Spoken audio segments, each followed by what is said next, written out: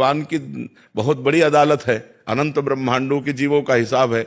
होता एक सेकंड के कम हिस्से में है, पर जब होगा बहुत फाइनल में होगा, तो इसलिए बहुत समय लगता है। जैसे आज पाप कर्म किए तो कहो 5 जन्म बाद उसका दंड मिले जाकर तुम्हें, तो लगेगा हमने इस जन्म में तो पाप किया नहीं, लेकिन भोगना पड़ेगा, वो अवश्य में भोगतव्यम, क्योंकि जीवात्मा वही है, शरीर बदल गया। जैसे कोई क्रिमिनल हो और वो पैंट शर्ट पहनता हो, फिर धोती कुर्ता पहनने लगे या वो सलवार कुर्ता दुपट्टा धारण करने लगे, तो पहचानने वाला तो पहचानता है ये वही क्रिमिनल है।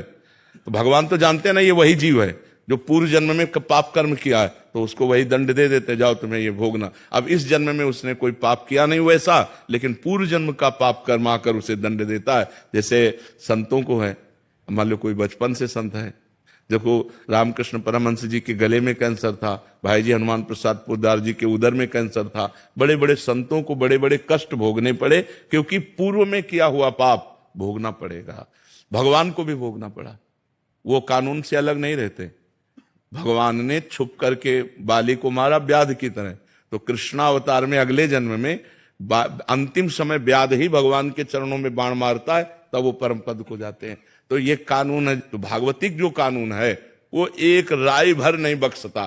भारतीय कानून में थोड़ा धोखा हो सकता है कि वकील चतुरतावश दूसरा प्रमाण पेश करके और दोषी को बचा दे और निर्दोषी को फंसा दे, लेकिन हमारे भगवान के दरबार में किसी वकालत की जरूरत ही नहीं है, किसी गवाही की जरूरत नहीं। 1 सेकंड में उस जीव का हिसाब हुआ फाइनल। अब अगर उस हिसाब को बदलना चाहते हो तो नाम जप करो, दूसरों का उपकार करो, तीर्थों का अवगाहन करो, भगवान की कथा सुनो, जिससे सारे पाप तुम्हारे नष्ट हो जाएं। तो ये जो बल है ये तुम्हें बचा लेगा। नाम बल, भगवान का सेवा बल, परोपकार, ये बचा लेगा। अब दूसरों को दुख देना, पाप कर्म करना, तो फिर नाना प्रकार के नरकों को भोग कर यहां भी दुर्गति भोगनी पड़ती है। जैसे आपके पाप कर्म है पूर्व के, वो आप बहुत पढ़े लिखे हो, आप लाख उपाय करो आपको नौकरी नहीं मिलेगी, पढ़े लिखे डिग्री लिए घूमते रहो कोई। और कुछ ऐसे हैं कि आपसे ज्यादा वो मंद बुद्धि के, वो ज्यादा प्रवीण नहीं है, लेकिन वो निकलते चले जा रहे हैं, क्योंकि उनका पुण्य बल काम कर रहा है। तो यहां पुण्य बल, अगर सुख चाहते हो तो पुण्य करो, चाहते सुख हो और करते पाप हो तो पाप का परिणाम दुख मिलता है। शराब पी रहे हैं, गंदी बातें बोल रहे हैं, गंदे आचरण, एक एक चीज का फल है आपका। अगर आप बातें बोल रहे हो तो उसका भी फल है। मनुष्य जीवन कर्मयोग के लिए भेजा गया है। आप 1 मिनट भी फ्री नहीं है। आप 1 मिनट में जो करेंगे, आपके अंदर ही मन में बैठे हुए चित्रगुप्त तुरंत लिख रहे हैं।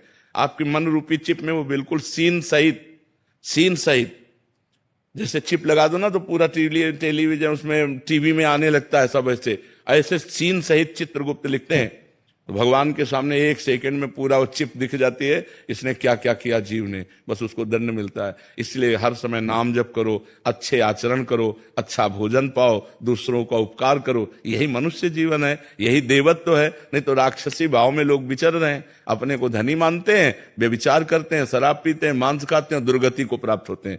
पूर्व जन्म के पुण्य से आज धन है, लेकिन ये बना थोड़ी रहेगा, ये नहीं बना रहे। जहां पुण्य खत्म हुआ था सब नष्ट हो जाता है, सब नष्ट हो जाता है। तो ये है, हमारे कर्मों का फल हमको भोगना पड़ेगा। तो इसलिए हम भगवान का नाम जप करें, परोपकार करें, जिससे हमारा मंगल हो जाए।